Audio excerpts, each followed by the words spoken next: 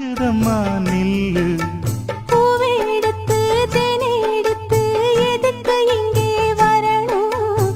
பரிதவிச்சு பசிச்சு நின்னா பந்தியும் போட்டு தரணும். ஆடி ஆடி பாடி வந்து அலையுதொரு குருவி. கீச்சு கீச்சு பேசுதையா மனச கொஞ்சம் துருவி. பிஞ்சு பிஞ்சு வீரல் கொஞ்சுதடி, கொஞ்சி கொஞ்சி வந்து கெஞ்சுதடி. நானே மருதாணி பூசவா, ஓ தேனே அடையாளம் போடவா.